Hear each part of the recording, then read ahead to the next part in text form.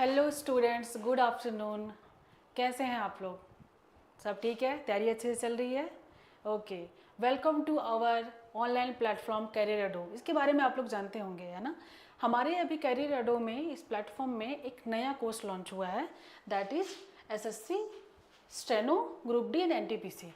ये mainly steno का नया बैच है। आप लोगों को पता होगा कि ऑफलाइन तो एसएससी वगैरह चल ही रहा है, लेकिन ये स्टेनो के बैचेस ऐसे हैं और इससे रिलेटेड जितने भी आप यहाँ पे देख रहे हो एग्जाम्स, ये सबका ऑनलाइन और ऑफलाइन दोनों चल रहा है। पहली चीज़ तो ये हुई, ठीक। सेकेंड थिंग, आज हम लोग डिस्कस करेंगे polity. It's a introduction class.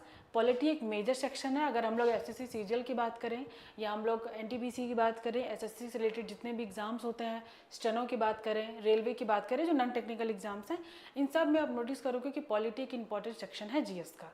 वो आएगा ही एग्जाम में और अच्छे क्वेश्चन पूछे जाते हैं। हम लोग एसएससी सीजीएल को टारगेट करेंगे। उसके पीछे कारण ये रहेगा कि सबसे बेटर या सबसे टफ लेवल के क्वेश्चन आपके पूछे जाएंगे सीजीएल में, और उसके बाद नीचे बाकी जो एग्जाम्स होते हैं थोड़ा उससे इजी रहेगा। तो हमारी तैयारी हमेशा कैसी होनी चाहिए? अपर लेवल की। इस चीज़ को हमेशा ध्यान रखें, ठीक है। इसके अलावा मेरा सेक्शन पॉलिटी है। हम लोग पॉलिटी को एमसीक्यू के थ्रू कवर करेंगे। एमसीक्यू के थ्रू क्योंकि मैंने देखा है बच्चों को कि वो लोग पढ़ाई कर रहे हैं अच्छे से और अच्छा कॉन्सेप्ट करते हैं, सब करते हैं, एमसीक्यू कम बनाते हैं या पीआईक्यू पे कम ध्यान देते हैं। इसीलिए हमने आप सबके लिए सोचा कि क्यों ना कि ऐसा एक सेशन लिया जाए ताकि उसमें जो बच्चे रहेंगे वो एमसीक्यू के थ्रू ही पूरा पॉलिटी कवर करें। हम लोग एमसीक्यू के थ्रू ही पूरा डिस्कशन करेंगे चैप्टर वाइज। ये पूरा ऐसा सेशन चलेगा। ये तो बात हुई पॉलिटी की। इसके अलावा पता होगा आपको कि इस कोर्स से रिलेटेड आइदर वो साइंस का क्लास हो या वो आपका रीजनिंग का क्लास हो। रीजनिंग भी राकेश सर ले रहे हैं, मौसमी दास मैम इंग्लिश ले रही हैं ना, राजकुमार सर साइंस ले रहे हैं। हमारी पूरी टीम तैयार है आपके लिए। हम आपके लिए ही हैं। हम लोग इस कोर्स को हमने लॉन्च किया है ऑनलाइन और ऑफलाइन दोनों, आपकी जैसी मर्जी। आप चाहे तो ऑफलाइन पढ़ाई कर सकते हो, आप चाहे तो ऑनलाइन कर सकते हो। ओके, थोड़ा सा हम लोग ये जानेंगे कि हमें पॉलिटी में पढ़ना क्या क्या है। सवाल यही आता है, आपको दो चीज़ें ध्यान में रखनी है, एक कि पढ़ना क्या क्या है, दूसरा क्या क्या नहीं पढ़ना है। सिंपल। तो आज देखेंगे क्या क्या चीज़ें हमें कवर करनी है एमसीक्यू के थ्रू, ये ध्यान में रखेंगे। ओके, जैसे आप मेरा ये थंबनेल आप देख रहे होंगे, हम लोग इसमें कवर करेंगे SSC CGL, steno, group D की exam SSC, even SSC CHSL भी and the NTPC non technical. ये सारे एग्जाम्स आपके कवर हो जाएंगे। इसीलिए मैंने बोला कि एसएससी सीजीएल को टारगेट करेंगे तो सारा एग्जाम अपने आप कवर हो जाएगा। पूरा पॉलिटी आपको एक बेटर कॉन्सेप्ट, एक कहते हैं ना कि बेटर एक अंडरस्टैंडिंग बना के रखना पड़ेगा ताकि आपके सवाल गलत ना हो। पूरा वैसे तो जीएस सेक्शन ही थोड़ा हमें लगता है कि बहुत वास्ट है। बच्चों को मैंने देखा है कि वो डरते बहुत हैं। जीएस से बड़ा डर लगता है, बाकी चीज़ें नहीं है, जीएस से बहुत डरते हैं। डरने का कुछ नहीं है। जीएस वन टाइम इन्वेस्टमेंट है स्टूडेंट्स, वन टाइम। एक बार आपने पढ़ लिया, एक बार समझ लिया, बस स्टोरी एंड। उसके बाद आपको बस रिवाइज करना है ना।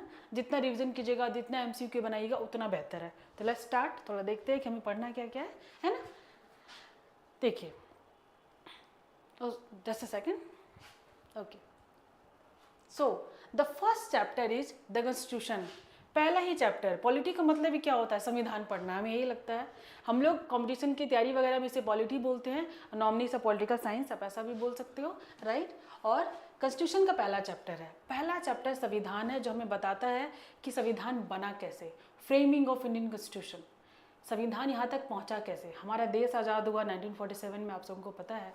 आज़ादी के पहले कॉन्स्टिट्यूशन की ड्राफ्टिंग चल रही थी, संविधान बनाने की ड्राफ्टिंग चल रही थी। सिंपली अगर बात करें हम लोग, तो अंग्रेज हमें छोड़ के जा रहे थे, इवन हमें आज़ाद करके जा रहे थे पूरी तरह से जो एडमिनिस्ट्रेशन पावर था, पूरा पावर ऑफ अटर्नी बोल सकते हो आप, पूरा ट्रांसफ़र बोल सकते हो, वो हमें देके यहाँ से हमेशा के लिए जा रही थी। लेकिन जाने से पहले उन्होंने क्या प्रपोजल रखा था? उन्होंने बोला कि संविधान बनाइए, आप बना के तो दिखाइए, उसको फ्रेम तो कीजिए। हमारे जाने के बाद आप इस देश को चलाओगे कैसे, राइट। हमारे देश के महान लोगों ने, जिसमें BR अम्बेडकर का नाम सबसे पहले आता है, जिन्होंने कॉन्स्टिट्यूशन को ड्राफ्ट करने के लिए तैयारी की, सबसे अधिक उन्हीं का नाम आता है। इसके अलावा बहुत सारे महान लीडर्स भी रहे जिन्होंने इस पर काम किया, राइट। तो ये देखेंगे कि इंडियन कॉन्स्टिट्यूशन बना कैसे। दूसरा थिंग आप ये देख सकते हो, राइट, कि साइलेंट फीचर्स यानी कि सोर्सेज, हमारे कॉन्स्टिट्यूशन का क्या क्या खासियत है, हमें ये भी समझना चाहिए, क्या कहता है क्या नहीं कहता, ये सारी चीज़ें। And third thing, preamble. What is preamble? सवाल ये आता है ना, व्हाट इज़ प्रीएम्बल? प्रीएम्बल मोटा मोटी आप ये समझो कि ये आपकी कॉन्स्टिट्यूशन का समरी है। It's a summary of constitution, जो आपको कुछ वर्ड्स में ये बता देता है कि हमारा संविधान आखिर कहता क्या है। राइट। तो पहला चैप्टर इसी को डेडिकेटेड रहेगा, द कॉन्स्टिट्यूशन, उसका मेकिंग और प्रीएम्बल एंड सारी चीज़ें। Okay, now the second chapter, the union and it's territory, part 1। आप नोटिस करोगे कि हमें टोटल हमारे संविधान में टोटल 24 पार्ट्स हैं, राइट। अगर हम लोग पार्ट्स की बात करें तो ये टोटल आपका 24 पार्ट्स हैं, 12 शेड्यूल्स हैं and more than 400 articles, right. ये ध्यान में रखेंगे, मोर देन 400 आर्टिकल्स इतने लिस्टेड है। तो इसी पार्ट में पहला पार्ट है the union and it's territory. Union क्या हो गया आपका, कि भारत कहते हैं राज्यों का संघ है, India is A union of states, इसके बारे में देखेंगे। टेरिटरी क्या होती है, टेरिटरी का मेन मीनिंग है कि इसमें यूनियन ऑफ स्टेट्स आएंगे ही। हम लोग जो हमने सुना होगा, okay students, so there was some technical error I guess, right. तो समटाइम्स कभी कभी तो ऐसा होता है ये। So let's start. हम लोग देख रहे थे कि the union and the territories, जो हमें पार्ट 1 में पढ़ना है कॉन्स्टिट्यूशन में।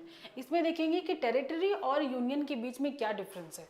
हमारा देश राज्यों का संघ है, यूनियन में मेनली आता है कि जितने की सारे स्टेट्स हैं, और जो यूनियन टेरिटरीज है दैट इज यूटी, राइट। और अगर टेरिटरी की बात करें हम लोग, तो इसमें आपका यूनियन भी, जो स्टेट्स है वो तो आएंगे ही, यूनियन टेरिटरीज तो आएंगे ही, एंड द थर्ड इज ऐसी टेरिटरीज या ऐसे इलाके जो हमने एक्वायर किया है, राइट। जैसे कि अगर ऐसा मान लीजिए कि हमने चाइना का कुछ एरिया ले लिया है ना, और लेने के बाद हमने उसे अपना नाम दे दिया, कल को श्रीलंका ऐसा बोला कि नहीं हमें भारत के साथ रहना है, हमें एज अ श्रीलंकन या श्रीलंका देश बनकर नहीं रहना है। कल को इनकेस अगर बांग्लादेश ने ऐसा बोला, तो इस तरह के जब एरिया जो हमें कहीं से हमने एक्वायर किया है या हमने एड ऑन किया है, वो आपकी टेरिटरी में आ जाएंगी। So these are the basic difference of these two words, right. दूसरा चीज़ ये है कि हम लोग देखेंगे कि union of state and federation of states क्या है। इसके अलावा आर्टिकल 1 एंड आर्टिकल 2, इसके बारे में डिटेल में देखेंगे कि आर्टिकल 1 एंड 2 कैसे पार्लियामेंट को ये पावर देता है कि वो राज्यों को बना सके, बिगाड़ सके, छोटा कर सके, बड़ा कर सके, नया बना सके, इसके बारे में, राइट। तो ये पूरा फॉर्मेशन पे पूरा ये चैप्टर है। Okay, now the next one, the citizenship, जो कि पार्ट 2 में आता है। इसमें कि कॉन्स्टिट्यूशन प्रोविजंस क्या क्या है, आपको नागरिकता कैसे मिले, कैसे वो हट जाए, आप कैसे इंडियन सिटीजनशिप ले सकते हो, ये मेनली बेसिक चीज़ें आपको देखने को मिलेंगी। और कैसे नागरिकता आपकी हटाई जा सकती है, कैसे आपसे छीनी जा सकती है, ये चीज़ें भी पढ़ेंगे। इसके अलावा सिटीजनशिप अमेंडमेंट बिल, जो कि 2019 में आया, आप लोगों को पता होगा कि ये वाला पार्ट जो है, हमने पता है कि 19 में लेह और लद्दाख को यूनियन टेरिटरीज में डाला गया, और जम्मू कश्मीर को आर्टिकल 370 के अंडर क्या किया गया, एक राज्य बनाया गया, राइट। इसके बारे में डिटेल में देखना होगा आपको। इसी वक्त एक कॉन्सेप्ट आया, that is national registration of citizens, NRC जिसको बोलते हैं, यह नया कॉन्सेप्ट है। और आर्टिकल 5 से 11, ये पूरा पार्ट 2 एंड द सिटीजनशिप, ये डेडिकेटेड रहेगा आपको नागरिकता पर, राइट। इसमें सारी चीज़ें आपको डिटेल में देखनी पड़ेंगी। अगला नेक्स्ट जो चैप्टर है स्टूडेंट्स, वो है बहुत famous, that is a part 3, the fundamental rights, right. Fundamental rights, जिसमें कि आर्टिकल 12 से आर्टिकल 13 आपको पढ़ना है। इसके बाद पूरा आर्टिकल टू फ्रीडम जो स्टार्ट होता है, राइट टू फ्रीडम, फ्रीडम से लेकर आर्टिकल 32, ये भी आपके मौलिक अधिकार क्या हैं, ऐसे कौन कौन से अधिकार हैं जो एकदम बेसिक है और आपके पास है ही। केवल आर्टिकल 21 है जो आपने सुना होगा कि 21 जो आर्टिकल है वो जीने का अधिकार है, जो किसी भी इमरजेंसी में भी उसे आपसे हटाया नहीं जा सकता, इसके बारे में। इसके बाद रिट कह सकते हैं ना, रिट। बहुत बार स्टूडेंट को मैंने देखा है इस चैप्टर में बहुत परेशान होते हैं कि रिट क्या होते हैं। रिट मेनली हाई कोर्ट्स और सुप्रीम कोर्ट या कोर्ट के जजेस के द्वारा लोअर कोर्ट को दिया जाने वाला आदेश होता है, जो मेनली डेडिकेटेड होता है। जैसे कि हम लोग अरेस्ट हो गए कभी, तो हमारे उस वक्त क्या मौलिक अधिकार हैं, क्या अधिकार हमें मिले हुए हैं, इसके बारे में। जैसे इसमें कुछ एग्जांपल देख सकते हैं कि 24 घंटे के अंदर मजिस्ट्रेट के सामने आपको पेशी करना पड़ेगा। दूसरा चीज़ आप नोटिस करोगे कि आप जो लॉयर हायर करते हो, कोई केस हो गया, कुछ भी हो गया, सडन कोई अगर लीगल चीज़ हो गई तो हम लोग लॉयर हायर कर सकते हैं, वो हमारा अधिकार है ना। इस तरह की चीज़ें आपको इसमें देखने को मिलेंगी। इसके अलावा एक्सेप्शन क्या है फंडामेंटल राइट्स में, यानी कि मौलिक अधिकार तो मिले हैं लेकिन वो लिमिट कहाँ कहाँ हो रहे हैं, इसके बारे में समझना होगा। ऐसा तो नहीं कि हम जो चाहें कर लें, this is not possible, right. इसके बारे में देखेंगे, इसी को एक्सेप्शन बोला गया। दूसरा चीज़ अमेंडमेंट्स, जिसको कि हम लोग क्या कह सकते हैं हिंदी में, सुधार या फिर राइट, यानी कि रिफॉर्म्स भी बोलते हैं। अमेंडमेंट्स को रिफॉर्म्स भी बोला जाता है। दैट मीन्स कि अगर मान लीजिए, देखिए हमारा जो कॉन्स्टिट्यूशन बना वो तो पहले का है, 1949 में पूरा मोटा मोटी ड्राफ्ट हुआ था। हमें पता है कि 26 जनवरी 1950 को लागू हुआ, लेकिन लागू हुआ उस वक्त और अभी का सिचुएशन अलग है। हम लोग बहुत आगे आ चुके हैं, यानी 75-80 ईयर्स, हमारी आज़ादी को लगभग 80 ईयर्स हो चुके हैं। आप सोच के देखो कि उस वक्त जो हमारे एक्सपर्ट थे, उन लोगों ने जो बनाया, जैसे संविधान को उस वक्त की जो नीड थी हमारे देश के, उसके हिसाब से बनाया। तो क्या इसके चांसेस हैं कि अभी आने वाले टाइम में या अभी का जो टाइम पीरियड है, हमें बहुत सारे सुधार करने पड़ सकते हैं? तो ये जो अमेंडमेंट्स हैं, ये अधिकार देता है कि पार्लियामेंट क्या कर सकती है, संविधान में कुछ चेंजेस कर सकती है, बेसिक स्ट्रक्चर को छोड़कर। जैसे कोई नया आर्टिकल ऐड कर लिया, कोई नया लॉ ऐड कर लिया, राइट, या फिर कुछ अगर अभी के हिसाब से वो फिट नहीं बैठ रहा है तो उसको थोड़ा सा निकाल भी सकते हैं। तो ये पूरा जो है ना अमेंडमेंट्स कहलाता है, राइट। ओके, ये पूरा चैप्टर आपको फंडामेंटल राइट्स में देखना होगा। अगला जो चैप्टर है वो है फंडामेंटल ड्यूटीज़। राइट्स के अलावा हमारे कुछ कर्तव्य भी हैं, जैसे राष्ट्रगान का सम्मान करना, आर्टिकल 51 में पूरा आपको देखना पड़ेगा।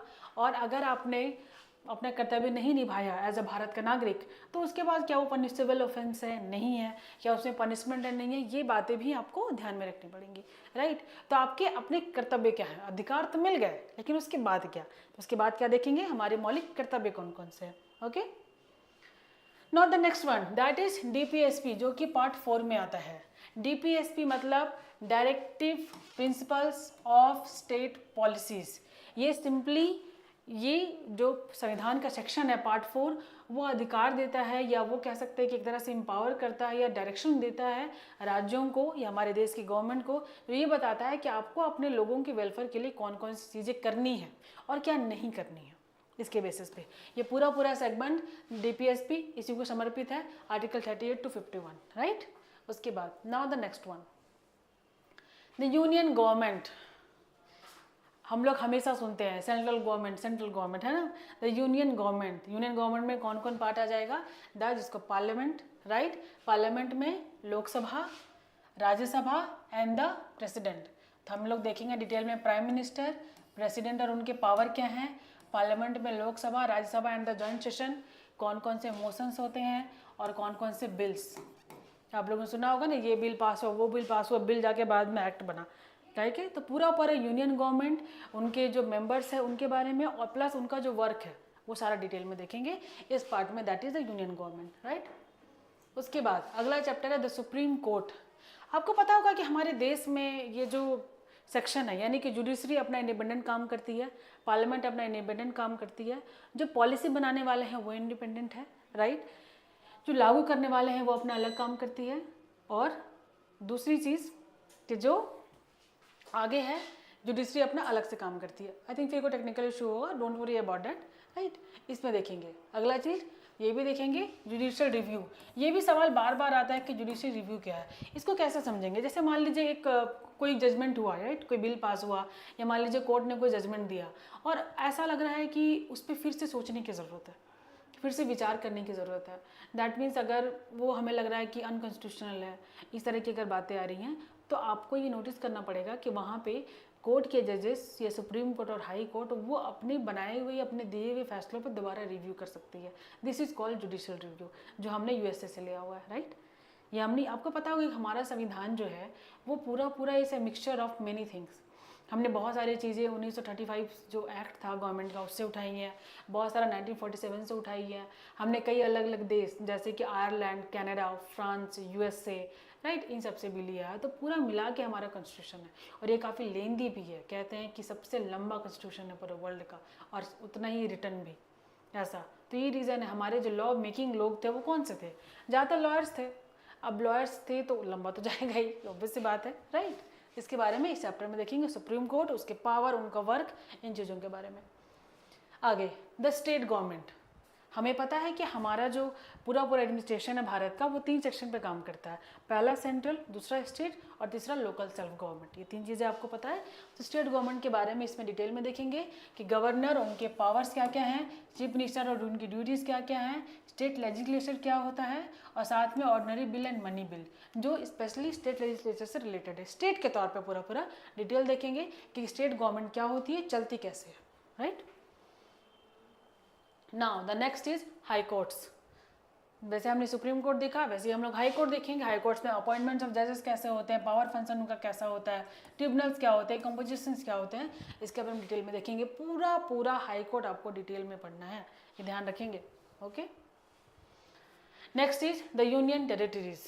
Union territories, union territories means ऐसे इलाके जो सीधा गवर्नमेंट रूल करेगी। दैट मीन्स वहाँ पे कोई स्टेट गवर्नमेंट नहीं होगा।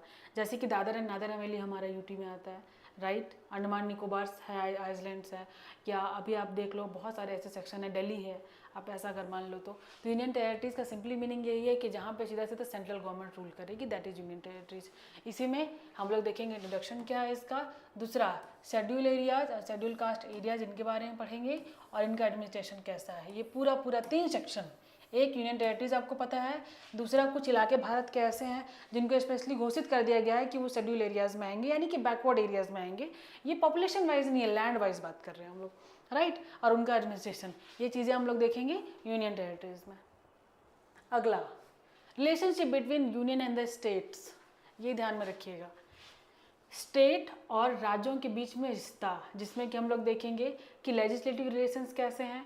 दैट मीन्स कि अगर हम लोग कॉन्स्टिट्यूशन के हिसाब से बात करें तो एडमिनिस्ट्रेटिव रिलेशंस कैसे हैं, इमरजेंसी प्रोविजंस में क्या क्या चीज़ें आएंगी, इन बातों के बारे में समझेंगे। आपने सुना होगा कुछ लिस्ट के बारे में, रिलेशन कैसा है कि अगर मान लीजिए कुछ सेंट्रल लिस्ट होते हैं, कुछ स्टेट लिस्ट होते हैं और कुछ कॉन्करेंट लिस्ट होते हैं, इसके बारे में। जैसे कि कुछ सब्जेक्ट ऐसे हैं जिसमें केवल सेंट्रल का अधिकार रहेगा, कुछ ऐसे रहेंगे जिसमें स्टेट का रहेगा, कुछ ऐसे रहेंगे जिसमें दोनों रहेंगे। सिंपली उसी को कॉन्करेंट लिस्ट बोला जाता है।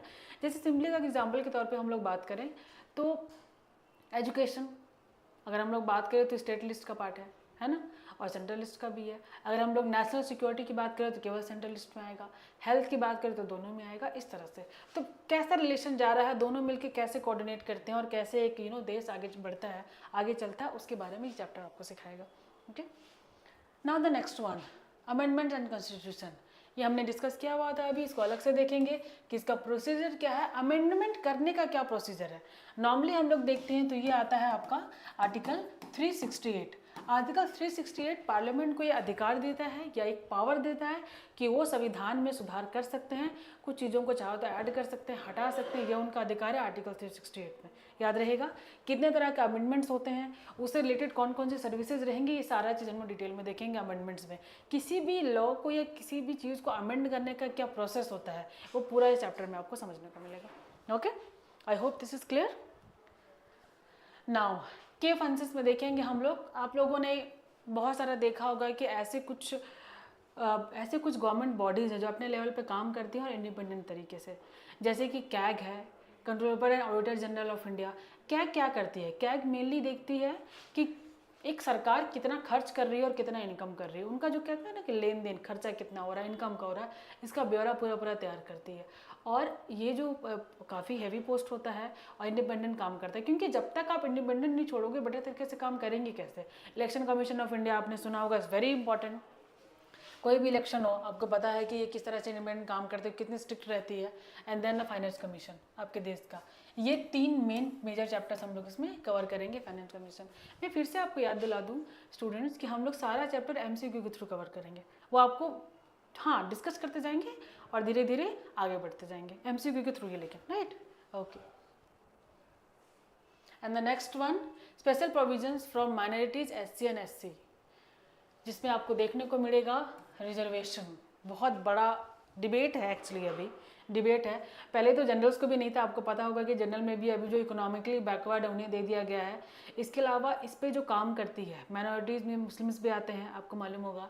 तो ST SCs का माइनॉरिटीज़ में पारसीज आते हैं, जैनीज आते हैं। ये कुछ सेक्शन जो है, देखिए माइनॉरिटी का सिंपल मीनिंग है कि ऐसा पॉपुलेशन, राइट, ऐसा पॉपुलेशन जो कम है उसे हमने माइनॉरिटीज़ में डाला है, और जो बहुत डेवलप्ड नहीं है पॉपुलेशन वाइज, तो उनके बारे में क्या उनके अधिकार हैं, क्या रिजर्वेशन मिला हुआ है, नेशनल कमीशन ऑफ SCs क्या है, ST क्या है, नेशनल कमीशन ऑफ OBC क्या है, क्या इनके रिकमेंडेशंस थे, क्या इन्होंने बोला। आप जो अभी रिजर्वेशन देख रहे हो उसकी कहानी क्या है, सिंपली समझिए उसकी कहानी क्या है, इसके बारे में डिटेल रहेगा इस चैप्टर में, right. And the last, official language, जिसमें हम लोग देखेंगे status of Jammu and Kashmir. इसको स्पेशल स्टेटस मिला हुआ था, क्यों मिला हुआ था और बाद में कैसे नॉर्मल राज्य बन गया, फंड, सरकार को फंड कहाँ से मिलती है? कॉन्सोलिडेटेड फंड, जिसमें आपने सुना होगा एक वर्ड आता है संचित निधि जिसको बोलते हैं, वहाँ से इलेक्शंस को लेकर डिटेल्स में ये चैप्टर आपका और हमारे लैंग्वेज में कौन कौन सी चीज़ें आती हैं वो भी देखेंगे। जैसे हमने देखा कि टोटल 22 लैंग्वेज ऑफिशियली लिस्टेड है, राइट। बाद में एड ऑन हुआ ऐसे, तो आप बात करोगे तो भारत में 1000 से ऊपर लैंग्वेजेस बोले जाते हैं, लेकिन संविधान में ऑफिशियली कौन कौन से लिस्टेड है उसके बारे में देखना होगा हमें। Okay, and the 17 is local self government. Local government मतलब एकदम ग्रास रूट की बात कर रहे हैं, दैट इज लोकल गवर्नमेंट, ठीक है। पंचायती राज देखेंगे हम लोग, जो कि एकदम गांव वाला पे चले जाइए आप, वार्ड जो सिस्टम चल रहा है अभी, पंचायत सिस्टम चल रही है उस पर चले जाइए, म्यूनसिपालिटीज़ आप जान रहे हो स्टेट में जो होता है उस पर चले जाएंगे, और लास्ट में देखेंगे कम्युनिटी डेवलपमेंट कैसा है। तो लोकल लेवल पे हमारी सरकार कैसे चल रही है, कैसे चलेगी, क्या क्या रूल्स हैं, रेगुलेशंस हैं, इसके बारे में समझना होगा, राइट। ओके, आगे देखेंगे शेड्यूल्स ऑफ इंडियन कॉन्स्टिट्यूशन। मैंने शुरू में बताया था ना आपको, टोटल 12 शेड्यूल्स हैं और 24 पार्ट्स हैं। तो शेड्यूल्स में किस शेड्यूल में क्या लिस्टेड है ये आपको थोड़ा थोड़ा फ्रेम करेगा कॉन्स्टिट्यूशन को, यही कहते हैं कि एक आउटलाइन तैयार करेगा आपका। टोटल 12 शेड्यूल के बारे में एग्जाम में आता है कि शेड्यूल में क्या लिस्टेड है, जिस तरह से आएगा, अच्छा ये शेड्यूल है इसमें क्या लिस्टेड है, ये आपको थोड़ा सा मेमोराइज भी करना पड़ेगा और बार बार पढ़ना पड़ेगा। तो शेड्यूल देखेंगे हम लोग। And the next is constitutional bodies and non constitutional bodies. जैसे कि आपने सुना होगा UPSC, linguistic minorities, India state council, बहुत फेमस, नीति आयोग, ये देख रहे हैं, एनएचआरसी, एनसीडब्ल्यू, ये सारा चीज़, एसएससी, सीसीआई, एनआईए, ये सारी चीज़ें आप देख लीजिए। तो जो आपने नाम सुना हुआ ऑर्गेनाइजेशन का, गवर्नमेंट ऑर्गेनाइजेशन जो काम करते हैं अपने लेवल पे, उसके बारे में हम लोग डिटेल में देखेंगे ये, राइट। उसके बाद आगे आगे एमसीक्यूज, राइट। तो मोटा मोटी ये आपका इंट्रो था कि आपको पढ़ना क्या है, क्या एक आइडिया हो गया, बेसिक आइडिया हमें क्या क्या पढ़ना है, कि धीरे धीरे हम लोग देखेंगे। आपको ये पता होना चाहिए कि कौन कौन सा चैप्टर या कौन कौन सा टॉपिक कवर करना है, इसीलिए मैंने सब टॉपिक्स भी डाले ताकि आप देखो कि कौन कौन सब टॉपिक्स क्लियर करने हैं, राइट, ताकि कुछ छूटे नहीं। तो थोड़ा सा हम लोग, क्योंकि आज इंट्रो क्लास है, थोड़ा सा हम लोग एमसीक्यू भी करते हैं। पहला जो चैप्टर था हमारा that is framing of Indian constitution, वही था ना पहला चैप्टर, याद है कि इंडियन कॉन्स्टिट्यूशन का फ्रेमिंग कैसे हुआ। तो थोड़ा सा एमसीक्यू डिस्कस करते हैं, है ना, और देखते हैं कि ये आप लोग कितना बना पाते हैं, तो आपके ऊपर है। अगर आप पॉलिटी रिवाइज कर रहे हैं, पढ़ रहे हैं, तो बेशक ही क्वेश्चंस बनेंगे। और मैं आपको बता दूं धीरे धीरे क्वेश्चंस का लेवल टफ होगा, जस्ट बिकॉज ये फर्स्ट क्लास है, तो इसीलिए मैंने क्वेश्चंस ईजी रखे हैं। आई होप सो, ठीक है, I hope this is clear, right. So let's, the first question is what was the Indian, when was the Indian constitution formed. Bharat का संविधान कब बना, सवाल तो ये है, भारत का संविधान कब बना। अब आप हमें बताया आंसर, थोड़ा सा कंफ्यूजिंग है नहीं, 26 नवंबर, 26 नवंबर, 26 नवंबर, 26 नवंबर, डे ईयर है 46, 49, 47, 48। बहुत कन्फ्यूजन होता है बच्चों को। देखिए क्वेश्चन कैसे अटेम्प्ट करना है ये भी आपको सीखना है। अब यहाँ जो सवाल है काफ़ी कन्फ्यूजिंग है कि डेट तो ठीक है, सबका सेम सेम दे रहा है, लेकिन ये जो ईयर है उसका क्या करें, मतलब एग्जैक्ट कहानी आपको पता होनी चाहिए। कॉन्स्टिट्यूशन फॉर्म कब हुआ, राइट, ये तो क्लियर होना चाहिए आपके, कब फॉर्म हुआ। आप लोगों को पता है कि लागू कब हुआ, 26 जनवरी 1950, लेकिन वो बन के मोटा मोटी कब तैयार हुआ, ये भी एक सवाल है ना। तो हमारे जो टीम थी, यानी कि जो कॉन्स्टिट्यूशन असेंबली की टीम थी जो संविधान बना रही थी, बी.आर. अम्बेडकर जिसके मेन लीड कर रहे थे, जो उसे, उन्हें संविधान को बनाने में मोटा मोटी 3 साल लगे, 2 साल and something month and something days, तो 3 साल मोटा मोटी आप रख सकते हो बनाने में लगे थे। और ये मोटा मोटी बन के तैयार हुआ था, या कहते हैं ना कि एक पूरा ड्राफ्ट हो जाना, फॉर्म हो जाना, वही पूछा है ना। हमेशा ध्यान दीजिए कि सवाल क्या पूछ रहा है, वर्ड्स पे फोकस कीजिए। यहाँ बोल रहा है फॉर्म्ड, राइट, कब बना, कब लागू हुआ नहीं पूछ रहा है, तो वो कब बना है आपका, वो है आपका 26 नवंबर 1949। इसका अगर ड्राफ्ट बात करें हम लोग और पीछे की बात करें, मतलब ये कहते हैं ना कि बन के तैयार हो गया, बन के तैयार हो गया। अब हम क्या करते हैं, इसको लागू करने के बारे में सोच सकते हैं। तो वो डेट था 26 नवंबर 1949 इज द राइट आंसर। एक और चीज़ आप सोच सकते हो कि 26 नवंबर है, तो इसीलिए कहीं ना कहीं उनके माइंड में रहा होगा कि क्यों ना हम 26 जनवरी का डेट देखें, राइट, रिपब्लिक डे उसको हम लोग सेलिब्रेट करते हैं ना, क्यों ना उसका डेट देखें। तो हमेशा ध्यान रखिए, the first question was constitution कब बना, वो आंसर है आपका 26 नवंबर 1949। ये ध्यान में रहेगा, पक्का वर्ड्स पे ध्यान देंगे, राइट। अगला सवाल देखते हैं क्या है। दूसरा लिखता है which of the following country does not have written constitution. हमेशा सवाल पे फोकस करें कि क्या है क्या नहीं है, उसके बारे में बात कर रहा है। यहाँ बोल रहा है does not have written constitution, किसका नहीं है। आप लोगों को पता होगा जो कॉन्स्टिट्यूशन है दो तरह से, एक कि रिटर्न है यानी कि पहले से लिखित है, उसके हिसाब से एक देश चल रहा है, और दूसरा अनरिटर्न है।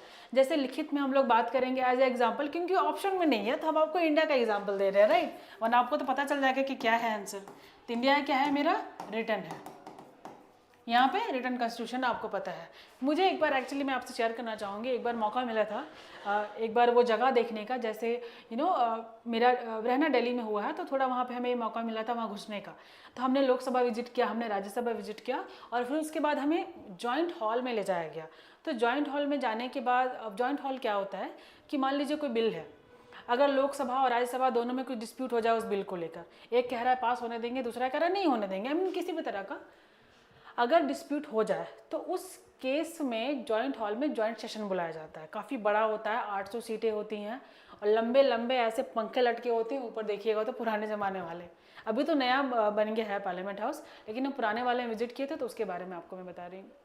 वहाँ जाने के बाद हमें वो प्रॉपर टेबल दिखाया गया था जहाँ पे कॉन्स्टिट्यूशन साइन हुआ था, और ये कुछ इतना बड़ा सेक्शन टेबल होगा जहाँ पे उसको साइन किया गया था। तो कितनी बड़ी बुक होगी, मैंने तो वही पूछा ऑफिसर से कि सर कितनी बड़ी थी, आई मीन इतना बड़ा था ना संविधान। तो ये लिखित संविधान जहाँ पे सब कुछ लिखा हुआ है पॉइंट वाइज और लिस्टेड है बहुत ही प्रॉपर वे में, दैट इज लिखित संविधान। ओके, ध्यान में रहेगा आपका। दूसरा क्या है, unwritten constitution. Just a second, okay just written constitution, ठीक है। तो इसका आंसर है आपका कि which of the following country does not have written constitution, right. इसका आंसर हो गया आपका इंडिया है, आपको पता है, यूएसए है, रिटन कॉन्स्टिट्यूशन है, you know that, right. Okay, अब इसका आंसर क्या होगा, बांग्लादेश आपको मालूम है, तो यूके में तो कैसा सिस्टम चलता है, यूके में कोई भी रिटन संविधान नहीं है।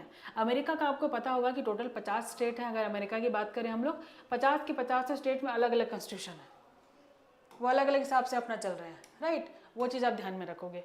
बांग्लादेश का भी है, तो इसमें से कौन जिनका रिटन कॉन्स्टिट्यूशन नहीं है, वो है आपका यूके में आपको पता होगा क्राउन सिस्टम चलता था, राइट।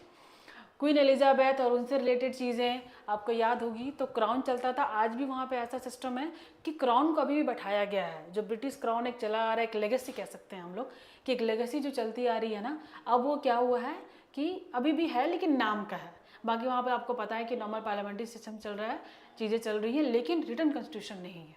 तो एग्जाम में आएगा, याद रखिएगा। अब सवाल ऐसे ही आएंगे कि इसमें से कौन सा नहीं है, तो आपको ध्यान में रखने पड़ेगा। यूएसए का है, इंडिया का है, बाकी चार देश देख रहे हैं ना, इन सब का है, ठीक है। अगले सवाल पे देखते हैं, when was the drafting committee formed. ये पूछ रहा है when was the drafting committee formed. Drafting committee कब फॉर्म हुई थी।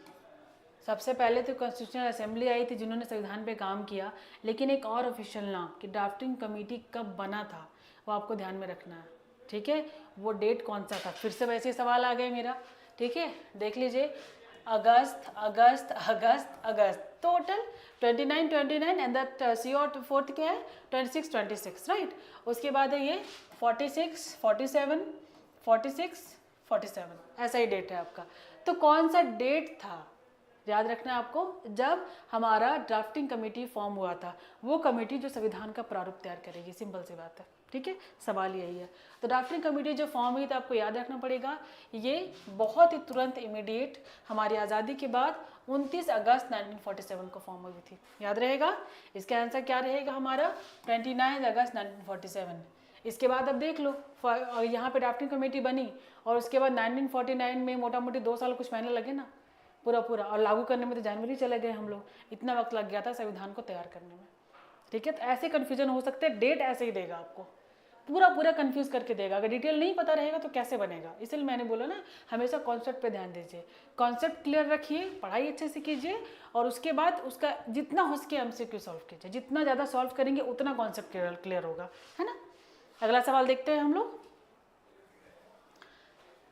अगला है who was the chairman of drafting committee.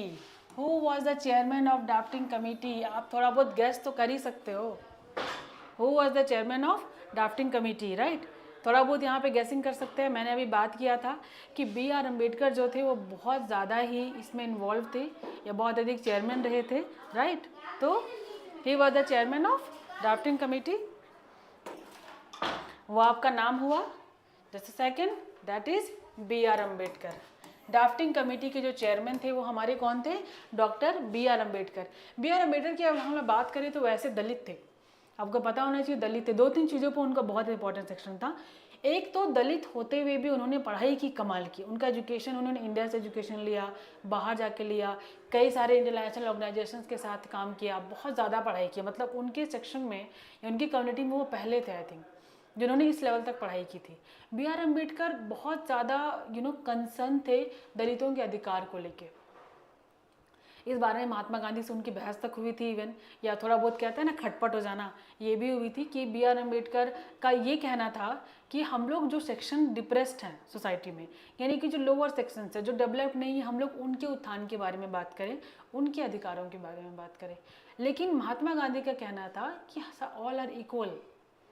इस तरह से अगर करेंगे तो डिस्क्रिमिनेशन हो सकता है। इन बातों को लेके उनके बीच में चैलेंजेस हुए थे, लेकिन बाद में उसको सॉर्ट आउट कर लिया गया। तो बी आर अम्बेडकर चेयरमैन रहे और रिस्पॉन्सिबल भी रहे संविधान को बनाने के लिए, याद रखिएगा, ठीक है। सी राजगोपालाचारी का नाम आपको पता है कि ये आता है कि भारत के पहले गवर्नर जनरल थे और आखिरी भी।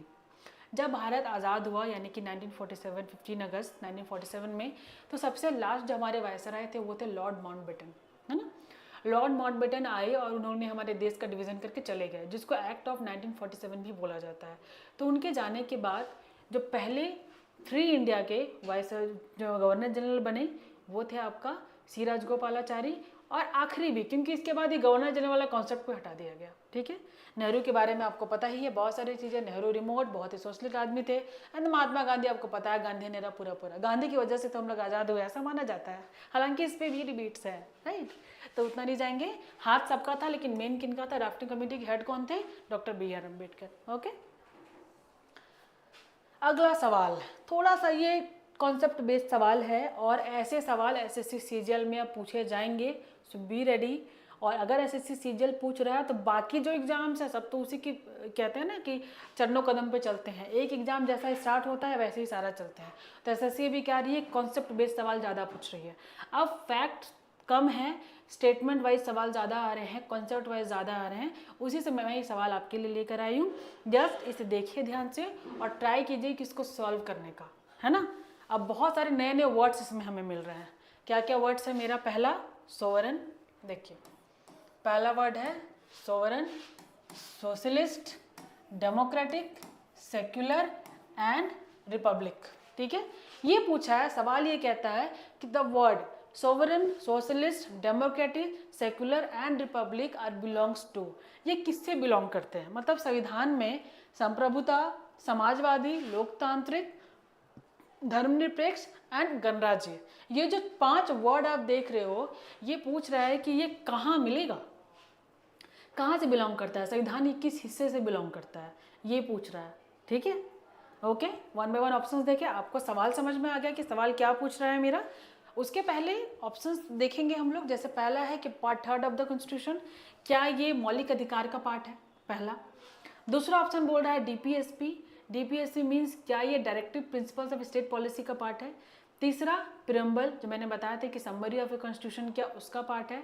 और चौथा part 2 of the constitution, part 2 मतलब सिटीजनशिप, राइट, क्या उसका पार्ट है? तो ये काफ़ी कंफ्यूज कर सकता है ना, क्योंकि सारे वर्ड्स रिलेटेड लोगों से आपको लगेगा कि अच्छा ये तो मौलिक अधिकार भी हो सकता है, वर्ड्स तो वहाँ भी आए होंगे, या आपको लगेगा कि चलो ठीक है थोड़ी देर के लिए डीपीएसपी शायद नहीं होगा।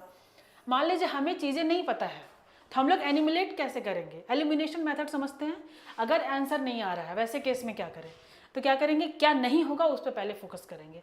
उसको जानने के लिए आपको समझना पड़ेगा सवाल पूछ क्या रहा है। पहला चीज़ है सोवरन। सोवरन क्या होता है? संप्रभुता क्या होती है? सिंपली सोवरन होने का मतलब होता है कि अगर कोई एक देश सोवरन है वो 2 तरह से होगा, इंटरनल भी और एक्सटर्नल भी। अगर भारत इंटरनली सॉवरन है मतलब उसको पूरी आज़ादी है, वो अपने हिसाब से पॉलिसी बना सकती है, अपने हिसाब से रूल रख सकती है और वैसे अपनी कंट्री को रूल कर सकती है। ये हो गया इंटरनल सॉवरनिटी, कि हमको कोई नहीं बताएगा मुझे अपना देश चलाना कैसे है या हमें क्या करना है अपने लोगों के लिए। दूसरा एक्सटर्नल सॉवरनिटी। एक्सटर्नल सॉवरन होने का क्या मतलब है कि बाहर का कोई पावर वो इंटरफेयर नहीं करेगा।